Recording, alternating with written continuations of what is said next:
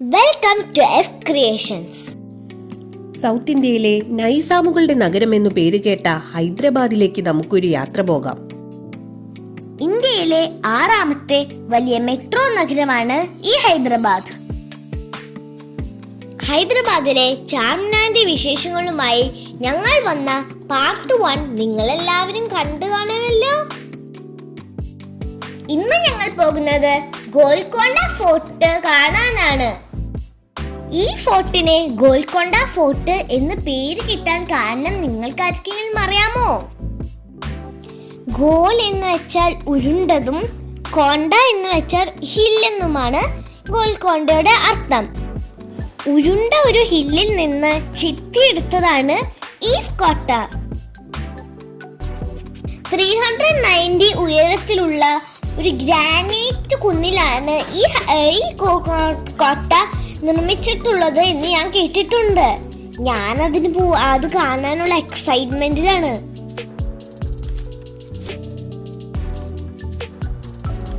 ഇപ്പൊ നമ്മൾ ഈ ഫോർട്ടിന്റെ അടുത്ത് എത്താറായിട്ടുണ്ട്. അപ്പൊ നിങ്ങളും ഞങ്ങളുടെ ഒപ്പം പോരല്ലേ?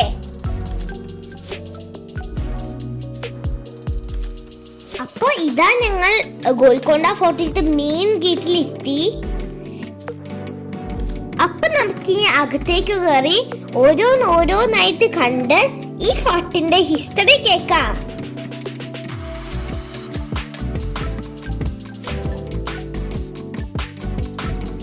തെക്കേ ഇന്ത്യയിലെ മധ്യകാല രാജവംശമായിരുന്ന കുത്തബ് ഷാഹി സുൽത്താൻമാരുടെ കേന്ദ്രമായിരുന്നു ഗോൽക്കൊണ്ട കോട്ട. തെലങ്കാനയിലെ ഹൈദരാബാദ് ജില്ലയിലാണ് ഈ കോട്ട സ്ഥിതി ചെയ്യുന്നത്. കൊണ്ടപ്പള്ളി കോട്ടയുടെ മാതൃകയിൽ പ്രതിരോധത്തിന്റെ ഭാഗമായി കാകതീയ രാജവംശമാണ് ഗോൽക്കൊണ്ട കോട്ട നിർമ്മിച്ചത്. 120 മീറ്റർ, അതായത് 320 അടി ഉയരമുള്ള ഒരു ഗ്രാനൈറ്റ് കുന്നിലാണ് ഈ കോട്ട നിർമ്മിച്ചിരിക്കുന്നത്. റാണി രുദ്രാമ ദേവിയും അദ്ദേഹത്തിന്റെ പിൻഗാമിയുമായ പ്രതാപരുദ്രയും കോട്ട പുനർനിർമ്മിച്ചു. തുടർന്ന് ഗോൽക്കൊണ്ട കേന്ദ്രമാക്കി ഹൈദരാബാദ് ഭരിച്ച കുത്ബ് ഷാഹി രാജവംശമാണ് കോട്ടയ്ക്ക് ഇന്ന് കാണുന്ന ഈ രൂപം നൽകിയത്.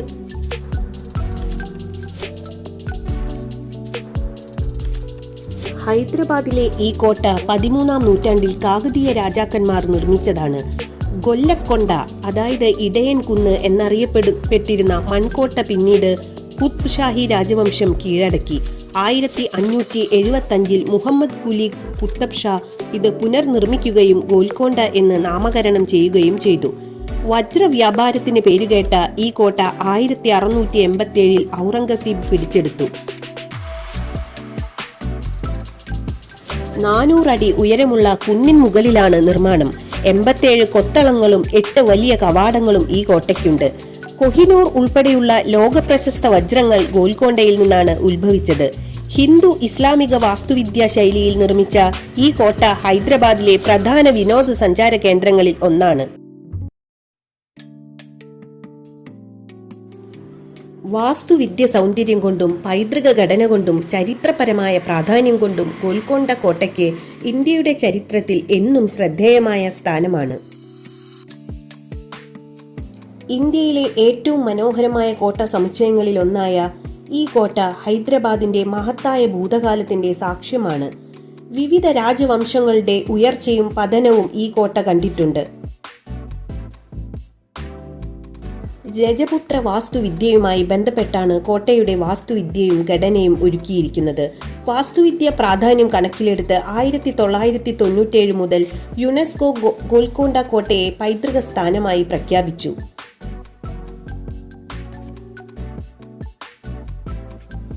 1575 മുഹമ്മദ് കുലി കുത്തബ് ഷായുടെ ഭരണത്തിൽ അദ്ദേഹം ഈ കോട്ടയെ പുനർനിർമ്മിക്കുകയും കോട്ടയ്ക്ക് ഗോൽക്കൊണ്ട എന്ന് നാമകരണം ചെയ്യുകയും ചെയ്തു.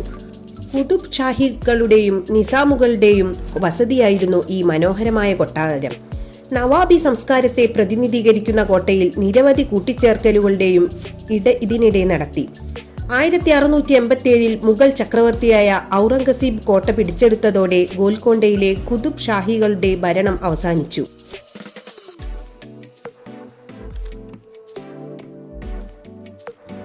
400 അടി ഉയരമുള്ള ഒരു കുന്നിൻ മുകളിലാണ് ഗോൽക്കൊണ്ട കോട്ട നിർമ്മിച്ചിരിക്കുന്നത്. ഇസ്ലാമിക ഹിന്ദു വാസ്തുവിദ്യയുടെ മനോഹരമായ സമന്വയത്തിന്റെ ഉദാഹരണമാണ് ഈ കോട്ടയെന്ന് ഞാൻ പറഞ്ഞല്ലോ. കോട്ടയുടെ മതിലുകൾക്ക് 87 കൊത്തളങ്ങളും 8 കവാടങ്ങളും 60 അടി വരെ ഉയരവുമുണ്ട്.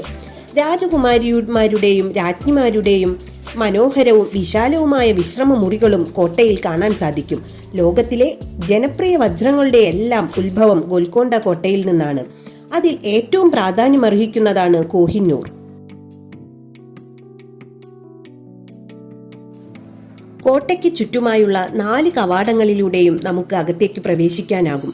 കോട്ടയിലെത്താൻ ഒരാൾക്ക് ആകെ എത്ര പടികൾ താണ്ടണമെന്ന് വ്യക്തമല്ലെങ്കിലും സന്ദർശകർക്ക് 366 പടികളിൽ കുറയാതെ കയറേണ്ടതുണ്ട്. നിലവിൽ കിഴക്ക് ഭാഗത്തെ ഗേറ്റ് മാത്രമാണ് സന്ദർശനത്തിനായി തുറന്നിരിക്കുന്നത്. ജുമാ മസ്ജിദ് റോഡിൽ നിന്നാണ് കോട്ടയിലേക്കുള്ള പ്രധാന കവാടം ആരംഭിക്കുന്നത്.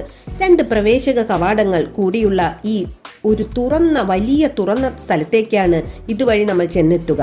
ഇവിടെ നിന്നും കിഴക്കോട്ടും വടക്കോട്ടുമായി വീണ്ടും 2 കവാടങ്ങൾ.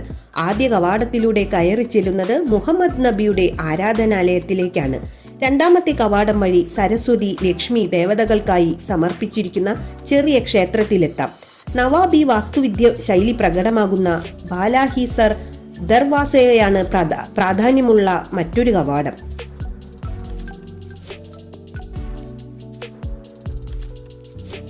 ഇന്ത്യയിലെ തെലങ്കാനയിലെ ഹൈദരാബാദിന്റെ പടിഞ്ഞാറൻ പ്രാന്തപ്രദേശത്ത് സ്ഥിതി ചെയ്യുന്ന ഒരു കോട്ടയും തകർന്ന നഗരവുമായിരുന്നു ഗോൽക്കൊണ്ട. പ്രതാപരുദ്രയാണ് ഈ കോട്ട ആദ്യം മണ്ണുകൊണ്ട് നിർമ്മിച്ചത്. 1-ാം ബഹ്മനി വിജയനഗർ യുദ്ധത്തിൽ ബഹ്മനി സുൽത്താൻ മുഹമ്മദ് ഷാ ഒന്നാമന്റെ ഭരണകാലത്ത് മുസുനൂരി നായകരിൽ നിന്ന് ഇത് ബഹ്മനി രാജാക്കന്മാർക്ക് വിട്ടുകൊടുത്തു. സുൽത്താൻ മഹമൂദ് ഷായുടെ മരണശേഷം സുൽത്താനത്ത് ശിഥിലമാവുകയും ബഹ്മനി രാജാക്കന്മാർ ഹൈദരാബാദ് ഗവർണറായി നിയമിച്ച സുൽത്താൻ ഗുലി നഗരത്തെ കോട്ട കെട്ടി ഗോൽക്കൊണ്ട സുൽത്താനേറ്റിന്റെ തലസ്ഥാനമാക്കുകയും ചെയ്തു. വജ്രഖനികളുടെ പ്രത്യേകിച്ച് കൊല്ലൂർ ഖനിയുടെ സമീപത്തായതിനാൽ ഗോൽക്കൊണ്ട വജ്രങ്ങൾ എന്നറിയപ്പെടുന്ന വലിയ വജ്രങ്ങളുടെ വ്യാപാര കേന്ദ്രമായി ഗോൽക്കൊണ്ട വളർന്നു.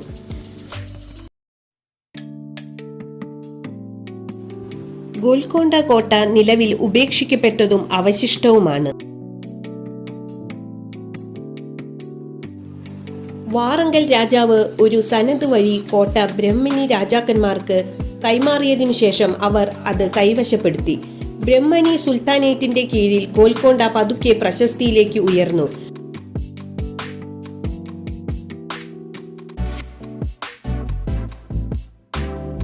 ബ്രഹ്മനികൾ ഗോൽക്കൊണ്ടയിൽ ഗവർണറായി അയച്ച സുൽത്താൻ ഗുലി ഖുത്ബ് ഉൽ മുൽക്ക് 1501 നഗരത്തെ തന്റെ ഭരണകേന്ദ്രമായി സ്ഥാപിച്ചു. ഈ കാലയളവിൽ ബ്രഹ്മനി ഭരണം ക്രമേണ ദുർബലമായി. സുൽത്താൻ ഗുലി 1518 ഔപചാരികമായി സ്വതന്ത്രമായി.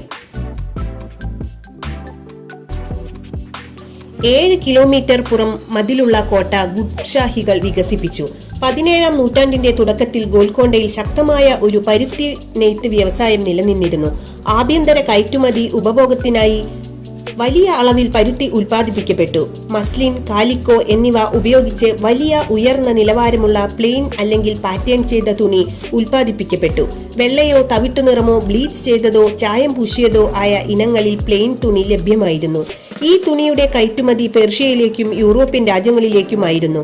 നീലയ്ക്ക് പകരം ഇൻഡിഗോ, ചുവപ്പ് നിറമുള്ള പ്രിന്റുകൾ, ചായ റൂട്ട്, മഞ്ഞ നിറത്തിലുള്ള പച്ചക്കറികൾ എന്നിവ ഉപയോഗിച്ച് തദ്ദേശീയമായി നിർമ്മിച്ച പ്രിന്റുകളാണ് പാറ്റേൺ ചെയ്ത തുണികൾ നിർമ്മിച്ചത്. പാറ്റേൺ ചെയ്ത തുണി കയറ്റുമതി പ്രധാനമായും ജാവ, സുമാത്ര, മറ്റ് കിഴക്കൻ രാജ്യങ്ങളിലേക്കായിരുന്നു.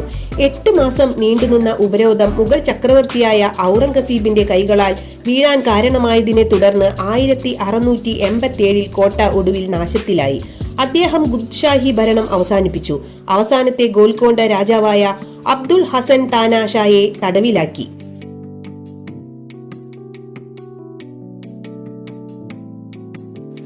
ഗോൽക്കൊണ്ട കോട്ടയിൽ പ്രശസ്തമായ കോഹിനൂർ ഹോപ്പ് വജ്രങ്ങൾ മറ്റ് വജ്രങ്ങൾക്കൊപ്പം സൂക്ഷിച്ചിരുന്ന ഒരു നിലവറ ഉണ്ടായിരുന്നു.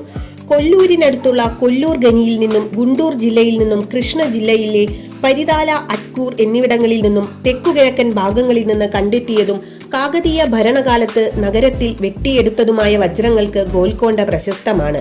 അക്കാലത്ത് ലോകത്ത് അറിയപ്പെടുന്ന ഒരേ ഒരു വജ്രഖനികൾ ഇന്ത്യയിലായിരുന്നു. വജ്ര വ്യാപാരത്തിന്റെ വിപണി നഗരമായിരുന്നു ഗോൽക്കൊണ്ട. അവിടെ വിറ്റഴിക്കപ്പെട്ടിരുന്ന രത്നങ്ങൾ നിരവധി ഖനികളിൽ നിന്നാണ് വന്നത്. മതിലുകൾക്കുള്ളിലെ കോട്ട നഗരം വജ്ര വ്യാപാരത്തിന് പേരുകേട്ടതായിരുന്നു. ഖുതുബ് ഷാഹി സുൽത്താൻമാരുടെ ശവകുടീരങ്ങൾ ഗോൽക്കൊണ്ടയുടെ പുറം മതിലിന് ഏകദേശം 1 കിലോമീറ്റർ വടക്കായിട്ടാണ് സ്ഥിതി ചെയ്യുന്നത്. മനോഹരമായി കൊത്തിയെടുത്ത കല്ലുകൾ കൊണ്ടാണ് ഈ ഘടനകൾ നിർമ്മിച്ചിരിക്കുന്നത്. കൂടാതെ മനോഹരമായ പൂന്തോട്ടങ്ങളാൽ ചുറ്റപ്പെട്ടിരിക്കുന്നു. പൊതുജനങ്ങൾക്കായി തുറന്നിരിക്കുന്ന ഇവയിൽ നിരവധി സന്ദർശകരെ സ്വീകരിക്കുന്നു. ഹൈദരാബാദിലെ പ്രശസ്തമായ കാഴ്ചാ സ്ഥലങ്ങളിൽ ഒന്നാണിത്.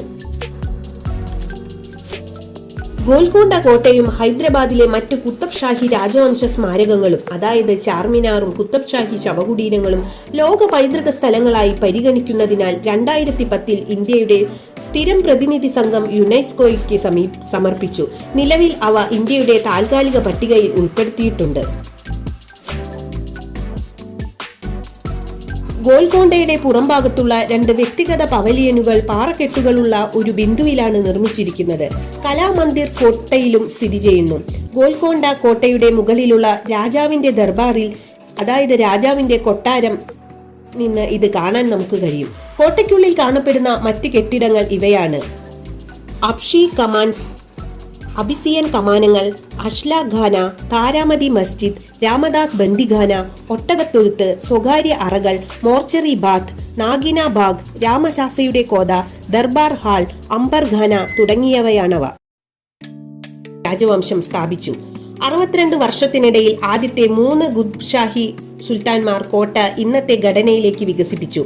ഏകദേശം 5 കിലോമീറ്റർ ചുറ്റളവിൽ വ്യാപിച്ചു കിടക്കുന്ന ഒരു വലിയ ഗ്രാനൈറ്റ് കോട്ട. 1590 തലസ്ഥാനം ഹൈദരാബാദിലേക്ക് മാറ്റുന്നതുവരെ ഇത് ഖുതുബ് ഷാഹി രാജവംശത്തിന്റെ തലസ്ഥാനമായി തുടർന്നു. 9 നൂറ്റാണ്ടുകളുടെ പഴക്കമുള്ള ഈ ഗോൽക്കൊണ്ട കോട്ടയാണ് ഹൈദരാബാദിന്റെ പിറവിക്ക് കാരണമെന്ന് നിസ്സംശയം പറയാം.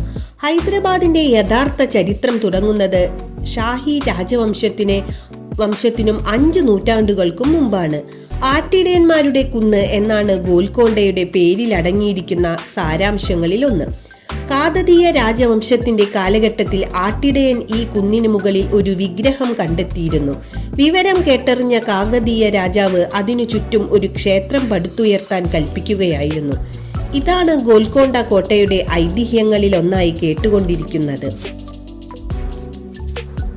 കാലങ്ങൾക്കു ശേഷം കോട്ട ബഹ്മനി സുൽത്താൻമാർ കൈയടക്കുകയും അവരുടെ സാമ്രാജ്യത്തിന്റെ ഭാഗമാക്കുകയും ചെയ്തു. അവരിൽ നിന്നും ഖുലി ഖുതുബ് ഷാഹ് കോട്ടയുടെ ഉടമസ്ഥാവകാശം ഏറ്റെടുക്കുകയും ഗോൽക്കൊണ്ടയെ തങ്ങളുടെ രാജ്യത്തിന്റെ തലസ്ഥാനമാക്കുകയും ചെയ്തു. ഷാഹികളിൽ നിന്നും മുഗൾ സാമ്രാജ്യം കോട്ട പിടിച്ചെടുത്തെങ്കിലും പിന്നീട് കോട്ടയെ നശിപ്പിക്കുകയായിരുന്നു. കാകതീയ രാജവംശത്തിൽ തുടങ്ങി ബഹ്മനി സുൽത്താൻമാരിലൂടെ ഷാഹികളിൽ എത്തി മുഗളന്മാരിലൂടെ അവസാനിക്കുകയാണ് 5 നൂറ്റാണ്ടുകൾ നീണ്ടുനിന്ന കോട്ടയുടെ ഭരണചരിത്രം. പിന്നീട് ഈ കോട്ട ചരിത്രത്തിന്റെയും ചരിത്രകാരന്മാരുടെയും ഭാഗമാവുകയായിരുന്നു. സമയപരിധി കഴിയുന്നതിന് തൊട്ടു മുമ്പായി ഞങ്ങൾ ഗോൽക്കൊണ്ടയുടെ ഗേറ്റ് കടന്നു. 8 ഗേറ്റുകളാണ് ഗോൽക്കൊണ്ടയ്ക്ക് ചുറ്റും പടുത്തുയർത്തിയിരിക്കുന്നത്. അതിൽ മുഖ്യ കവാടം ഫത്തേ ദർവാസ എന്ന ഗേറ്റാണ്. വിജയത്തിന്റെ വഴി എന്ന് മുഗളന്മാർ വിളിക്കുന്ന ഈ ഗേറ്റിനെ ചരിത്രം മുഴങ്ങുന്ന ഇടം എന്ന് വിളിക്കാനാണ് ഞങ്ങൾക്കേറെ ഇഷ്ടം. ഔറംഗസീബിന്റെ ആനപ്പടയ്ക്കും പീരങ്കിപ്പടയ്ക്കും തകർക്കാനാവാത്തതായിരുന്നു ഫത്തേ ദർവാസ. ഇവിടത്തെ ശബ്ദ സംവിധാനം അത്ഭുതപ്പെടുത്തുന്നതാണ്. ഇവിടെ നിന്നും കൈകൊട്ടി ശബ്ദമുണ്ടാക്കിയാൽ ആ ശബ്ദം കിലോമീറ്റർ അപ്പുറത്തുള്ള ബാല ഹിസാറിൽ കേൾക്കാനാകും. രാജകുടുംബത്തിന്റെ വസതിയായിരുന്ന അവിടുത്തെ സുരക്ഷയ്ക്ക് വേണ്ടിയായിരുന്നു ഈ ശബ്ദ സംവിധാനം ഒരുക്കിയിരുന്നത്. അവിടെ നിന്നും തുരങ്കം ഹൈദരാബാദിലേക്ക് ഉണ്ടെന്നും പറയപ്പെടുന്നു. ഫത്തേ ദർവാസയിലെ രാജകുടുംബത്തിന്റെ സുരക്ഷയ്ക്കായി ഏർപ്പെടുത്തിയിരിക്കുന്ന കൈകൊട്ടലിനെ പറ്റി പറഞ്ഞില്ലേ, അത് വളരെ രസകരമായി തോന്നി. അവിടെ നിന്ന് 1 വട്ടം കൈകൊട്ടിയാൽ രാജാവ് വരുന്നുണ്ടെന്നും 2 വട്ടം കൈകൊട്ടിയാൽ അതിഥികൾ വരുന്നുണ്ടെന്നും അത് 3 വട്ടം കൈകൊട്ടിയാൽ ശത്രുക്കൾ വരുന്നുണ്ടെന്നും മാത്രമേ കണക്കാക്കപ്പെട്ടിരുന്നത്. ഇബ്രാഹിം പള്ളിക്കും രാജാവിന്റെ കൊട്ടാരത്തിനും അടുത്തായി സ്ഥിതി ചെയ്യുന്ന ജഗദംബ ക്ഷേത്രം എല്ലാ വർഷവും ബോണലു ഉത്സവ സമയത്ത് ലക്ഷക്കണക്കിന് ഹിന്ദു ഭക്തർ സന്ദർശിക്കാറുണ്ട്. ജഗദംബ ക്ഷേത്രത്തിന് ഏകദേശം 900-1000 വർഷം വരെ പഴക്കമുണ്ട്. ആദ്യകാല കാകതീയ കാലഘട്ടം മുതലുള്ളതാണ്. സമീപത്ത് ഗോൽക്കൊണ്ട കോട്ടയ്ക്കുള്ളിൽ ഒരു മഹാകാളി ക്ഷേത്രം സ്ഥിതി ചെയ്യുന്നു.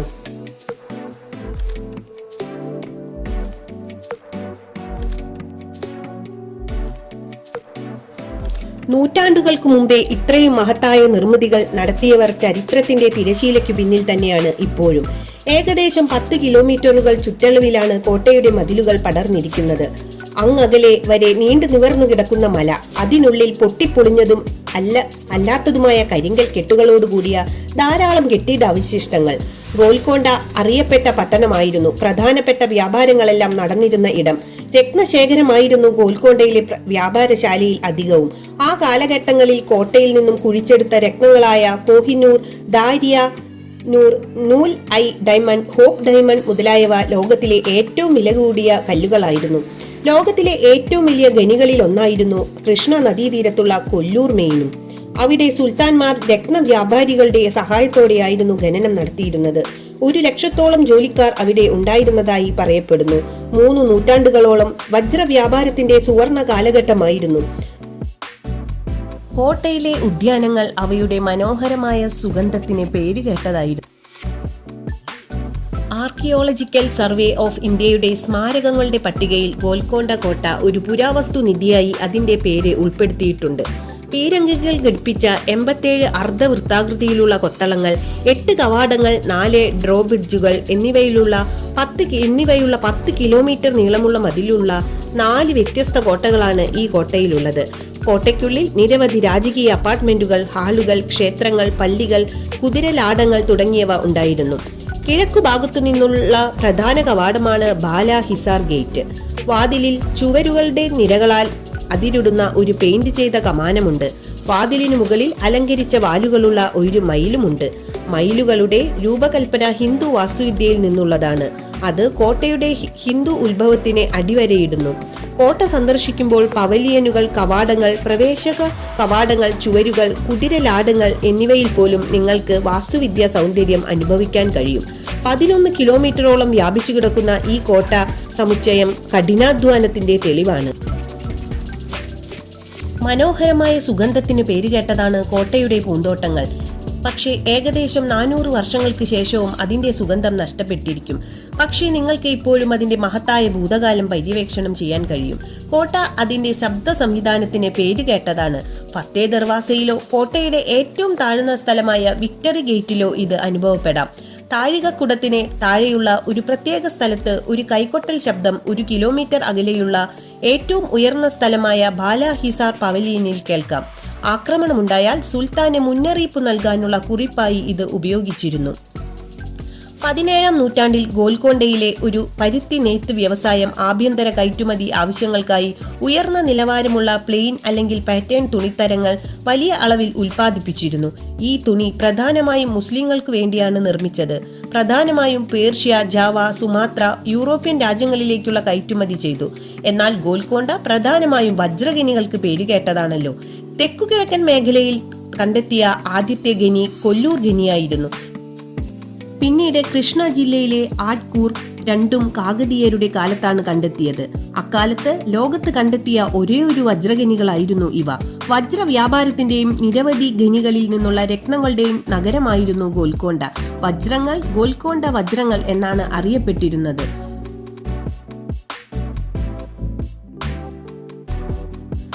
അറുപത്തിരണ്ട് വർഷത്തിലേറെയായി 5 കിലോമീറ്റർ വ്യാപിച്ചു കിടക്കുന്ന ഒരു വലിയ ഗ്രാനൈറ്റ് കോട്ട.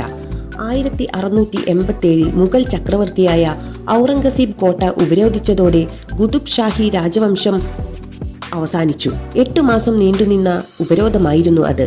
വജ്ര തലസ്ഥാനമായിരുന്ന ഗോൽക്കൊണ്ട കോട്ടയും കൊല്ലൂർ ഖനി സ്ഥിതി ചെയ്തിരുന്നതും പിടിച്ചെടുക്കാൻ അദ്ദേഹം തന്റെ സൈന്യത്തെ നയിച്ചു. ഇതിനു മുമ്പ് ഔറംഗസീബും അദ്ദേഹത്തിന്റെ സൈന്യവും 2 മുസ്ലിം രാജ്യങ്ങൾ കീഴടക്കി. അഹമ്മദ് നഗറിലെ നിസാം ഷാഹിയും ബിജാപൂരിലെ ആദിൽ ഷാഹിയും മുഗൾ സൈന്യം ഗോൽക്കൊണ്ട കോട്ട ആക്രമിച്ചത് കാലത്തിന്റെ കാര്യമായിരുന്നു. ഗോൽക്കൊണ്ട പിടിച്ചെടുക്കാൻ 8 മാസമെടുത്തു.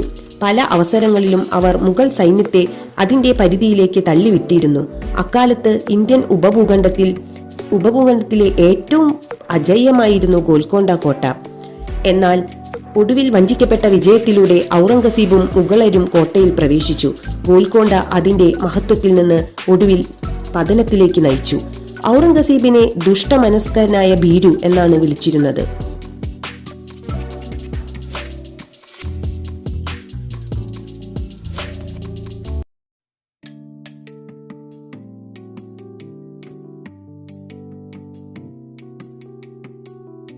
അപ്പൊ ഞങ്ങൾ കോട്ടയെല്ലാം കണ്ട് ഇറങ്ങാറായി. നേരം സന്ധ്യയായിട്ടോ.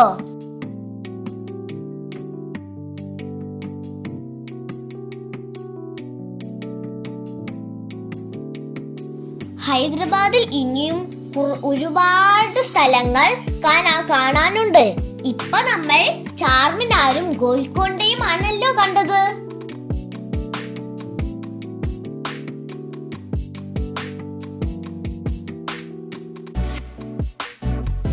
ഇനി ഞങ്ങൾക്ക് Lumbini park, Salar Jung museum, Ramoji film city എന്നിവ കുറെ കാണാനുണ്ട്.